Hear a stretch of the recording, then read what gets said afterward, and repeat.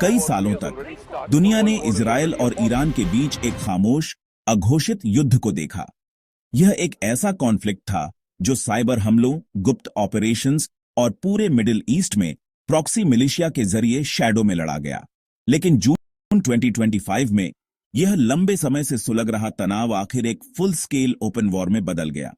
इसका कारण घटनाओं की एक सीरीज थी जिसने दोनों देशों को वापसी के पॉइंट से आगे धकेल दिया।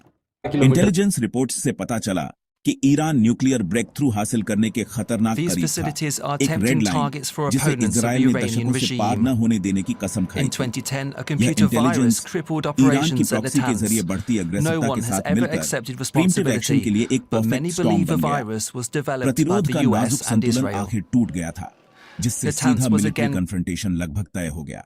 युद्ध का तुरंत ट्रिगर, जो 13 जून 2025 को शुरू हुआ, यूनाइटेड स्टेट्स और ईरान के बीच न्यूक्लियर टॉक्स को फिर से शुरू करने की योजना थी। इजराइल के नजरिए से यह टॉक्स एक बेकार की एक्सरसाइज थी, जो तेहरान को अपने हथियार कार्यक्रम को सीक्रेटली आगे बढ़ाने के लिए और टाइम देगी। एक कमजोर डील के डर से जो ईरान के न्यूक्लियर इंफ्रास्ट्रक्चर को बरकरार रखेगी, इजरायली लीडरशिप ने फैसला किया कि एक निर्णायक मिलिट्री स्ट्राइक के लिए विंडो एक्सेलरेटी से बंद हो रही थी। उन्होंने कैलकुलेट किया कि एक एक्सेलरेट पावरशाली हमला ही सर्वाइवल के खतरे को बेअसर करने और स्ट्रेटेजिक लैंडस्केप को रीसेट करने का एकमात्र तरीका था। एक सरप्राइज अटैक शुरू करने का फैसला किया गया, एक हाई स्टेक्स जुआ जिसे ईरान की कैपेबिलिटीज को अपंग करने के लिए डिजाइन किया गया था, इससे पहले कि डिप्लोमेसी फिर से उनके हाथ बांध सके। इस स्ट्रेटेजिक कैलकुलेशन पर ईरान के अपने एक्शन का भी असर पड़ा। पिछले महीनों में ईरान और ज्यादा साहसी हो गया था, यह मानते हुए कि उसका स्पेसीय इंपैक्ट और मिसाइल आर्सेनल सीधे इजरायली जवाबी कार्रवाई के खिलाफ पर्याप्त ढाल प्रदान करता है।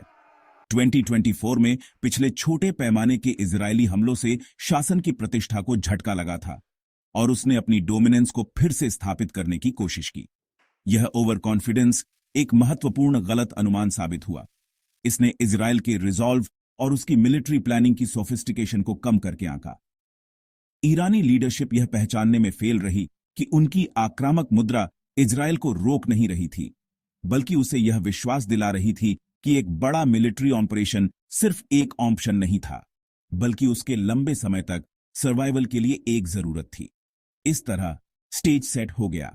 शैडो वॉर, जिसने इतने लंबे समय तक इजरायल ईरान के रिश्ते को परिभाषित किया था, अब दिन के कठोर प्रकाश में आने वाला था। डिप्लोमैट्स के मिलने के शेड्यूल से ठीक 2 दिन पहले दुनिया को यह खबर मिली कि इजरायली जेट ईरानी आसमान में थे।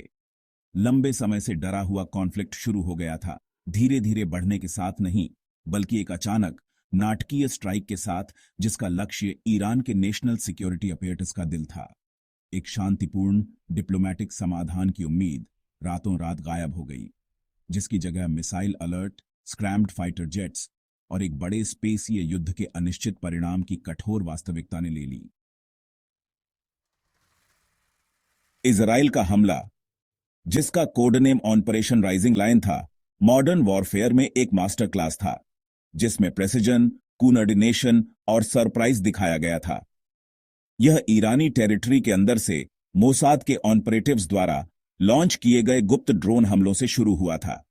इन शुरुआती हमलों ने प्रमुख कमांड एंड कंट्रोल सेंटर्स और एयर डिफेंस सिस्टम्स को टारगेट किया, जिससे ईरानी मिलिट्री प्रभावी ढंग से अंधी हो गई। लगभग 1 साल इजरायली एयरफोर्स के जेट्स ने पश्चिमी ईरान में उड़ान भरी, नए बिल्डिंग में गए गलियारों का उपयोग करके ईरान के स्ट्रेटेजिक एसेट्स के कोर पर हमला किया। प्राथमिक टारगेट देश की झांक nuclear facilities, ballistic missile launch sites और इस्लामिक रिवोल्यूशनरी गार्ड कॉर्प्स के हेडक्वार्टर थे। ऑपरेशन ने सक्सेसफुलतापूर्वक एयर सुपीरियरिटी हासिल की और डिस्ट्रक्शनकारी नुकसान पहुंचाया, जिससे ईरान की न्यूक्लियर एम्बिशंस को काफी हद तक पीछे धकेल दिया। जवाब में ईरान ने अपना हमला ऑपरेशन ट्रू प्रॉमिस 3 लॉन्च किया। इजराइल को सीधे चुनौती देने के लिए एयर पावर की कमी होने के कारण ईरान अपनी ताकत पर निर्भर रहा। बैलिस्टिक और क्रूज मिसाइलों का एक विशाल आर्सेनल। इजरायली हमलों के घंटों के भीतर तेहरान, हाइफा और अन्य प्रमुख इजरायली शहरों में सायरन बजने लगे, क्योंकि ईरानी मिसाइलें बरस रही थीं। इस जवाबी हमले का उद्देश्य सिर्फ मिलिट्री नहीं, बल्कि साइकोलॉजिकल भी था। ईरान का लक्ष्य यह साबित करना था कि वह इजरायली टेरिटरी के अंदर डीपनी तक हमला कर सकता है। महत्वपूर्ण इंफ्रास्ट्रक्चर और पॉपुलेशन सेंटर्स को टारगेट करके दहशत फैला सकता है और यह दिखा सकता है कि इजराइल अजेय नहीं था। जबकि इजराइल के multi layered air defence system जैसे आयरन डोम और डेविड्स स्लिंग ने आने वाले कई प्रोजेक्टाइल्स को इंटरसेप्ट किया, कुछ घुसने में कामयाब रहे जिससे नुकसान हुआ और डेली लाइफ बाधित हुई। हालांकि युद्ध ने दोनों पक्षों की महत्वपूर्ण वल्नरेबलियों को उजागर किया। जबकि इजराइल का हमला बड़े पैमाने पर सफल रहा, यह अपने प्रमुख उद्देश्यों में से एक को हासिल करने में फेल रहा, डीपनी से दबी हुई फोर्डो एनरिचमेंट फैसिलिटी का पूरा डिस्ट्रक्शन। ऐसी एक किलेबंद टारगेट को भेदने के लिए heavy duty bunker buster bomb और विशिष्ट विमानों की कमी के कारण इजराइल केवल फैसिलिटी को नुकसान पहुंचा सका, उसे खत्म नहीं कर सका। इसने कुछ हाई रिस्क मिशनों के लिए अमेरिकी मिलिट्री डिफीटवेयर पर एक महत्वपूर्ण निर्भरता को उजागर किया।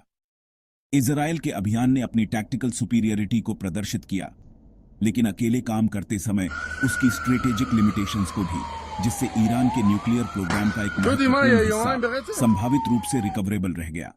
ईरान के लिए युद्ध एक कठोर वास्तविकता जांच था। इजराइल ने कितनी आसानी से उसके हवाई क्षेत्र में घुसपैठ की, इससे उसके एयर डिफेंस नेटवर्क में ग्लेरिंग वल्नरेबलियां सामने आईं। एक वल्नरेबली जिसे 2024 में छोटे झड़पों में संकेत दिया गया था, लेकिन कभी प्रभावी ढंग से संबोधित नहीं किया गया। शासन की मिलिट्री प्रेस्टीज, घर और विदेश दोनों में को एक महत्वपूर्ण झटका लगा। संघर्ष ने दिखाया कि जबकि ईरान मिसाइल बैराज के जरिए दर्द पहुंचा सकता था, वह एक परिष्कृत और दृढ़ विरोधी से अपने सबसे मूल्यवान स्ट्रेटेजिक एसेट्स की रक्षा नहीं कर सकता था। शासन अब खुद को एक अनिश्चित स्थिति में पाता है। मिलिट्री हार और अपनी स्ट्रेटेजिक विफलताओं पर बढ़ती आंतरिक असंतोष के दोहरे खतरे का सामना कर रहा है। डोनाल्ड ट्रंप के दूसरे प्रशासन के तहत यूनाइटेड स्टेट्स की भूमिका कैलकुलेटेड एम्बिग्युइटी और आक्रामक बयानबाजी की रही है। अपने अमेरिका फर्स्ट डॉक्ट्रिन के प्रति सच्चे रहते हुए ट्रंप ने शुरू में संघर्ष में सीधे मिलिट्री इन्वॉल्वमेंट का विरोध किया। उनके समर्थक मिडिल ईस्ट में नए उलझनों के प्रति बहुत संशय में हैं और प्रशासन एक और महंगे युद्ध में घसीटे जाने से सावधान था। हालांकि ट्रंप की पर्सनल स्टाइल और ईरान के साथ उनके प्रशासन का इतिहास तटस्थता को इम्पॉसिबल बना दिया। 2018 में ईरान न्यूक्लियर डील से उनकी वापसी को वर्तमान संकट का एक मूलभूत कारण माना जाता है, क्योंकि इसने ईरान को अपने यूरेनियम एनरिचमेंट को तेज करने और डिप्लोमैटिक कंस्ट्रेंट्स को छोड़ने के लिए प्रेरित किया। जैसे जैसे संघर्ष आगे बढ़ा, ट्रंप की स्थिति ऑब्जर्वर से इजराइल के एक्शन के एक एक्सेलरेटी से मुखर समर्थक में बदल गई। उन्होंने इजरायली हमलों को हमारे हमले कहना शुरू कर दिया और तेहरान के खिलाफ बमबारी वाली धमकियां जारी की। हान रहा है अपनी जवाबी कार्रवाई को पूरी तरह से इजराइल पर केंद्रित कर रहा है, ताकि एक डिस्ट्रक्शनकारी अमेरिकी प्रतिक्रिया को उकसाने से बचा जा सके। यह संकोची रुख यूनाइटेड स्टेट्स को एक पावरशाली लेकिन नाजुक स्थिति में रखता है। इजराइल ने औपचारिक रूप से अमेरिकी मिलिट्री सहायता का अनुरोध किया है, विशेष रूप से फोर्डो फैसिलिटी को नष्ट करने के लिए आवश्यक भारी बंकर बस्टर म्यूनिशंस।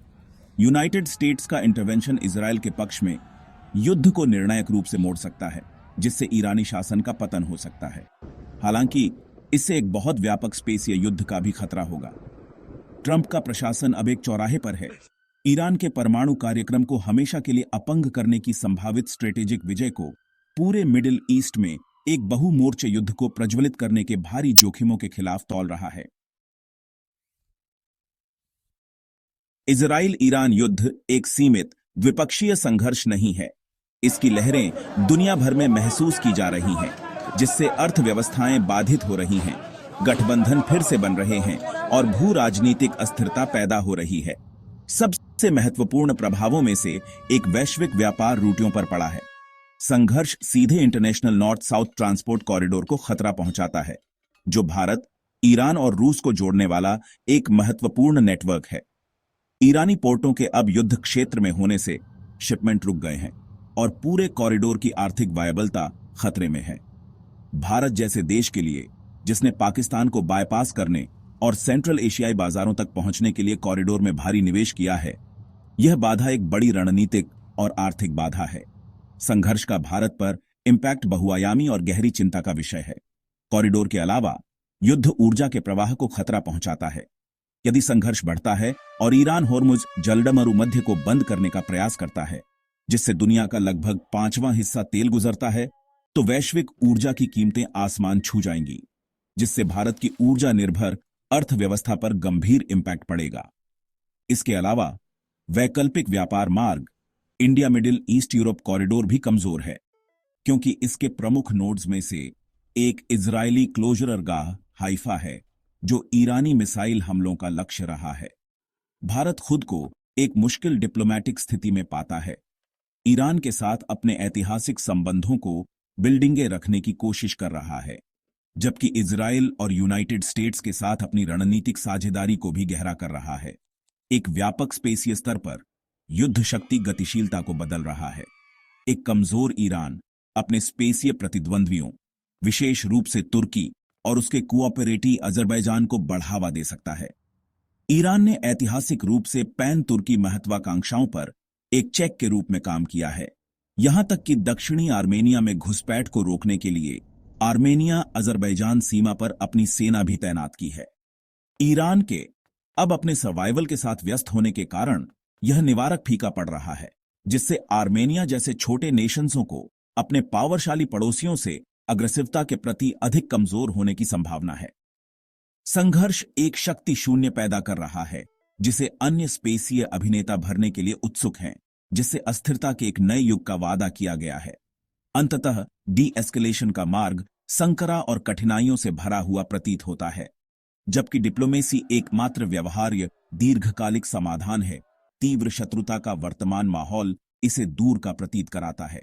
एक संभावित डिप्लोमैटिक फ्रेमवर्क में वॉर विराम की मांग करने वाला संयुक्त राष्ट्र सुरक्षा परिषद का रेजोल्यूशन शामिल हो सकता है। साथ ही एक नया सख्त समझौता भी शामिल हो सकता है, जो अंतर्नेशंसीय पर्यवेक्षण के तहत ईरान के परमाणु कार्यक्रम को ध्वस्त करता है। रूस ने ऐसे समाधान पर सहयोग करने की इच्छा का संकेत दिया है, लेकिन सभी पक्षों के बीच विश्वास अब तक के सबसे निचले स्तर पर है। अभी के लिए दुनिया सांस रोके हुए है। ये उम्मीद कर रही है कि डिप्लोमेसी क्षेत्र को तबाही से बचाने का रास्ता खोज सकती है, इससे पहले कि संघर्ष ट्रूली में वैश्विक परिणामों के साथ एक आपदा में बदल जाए।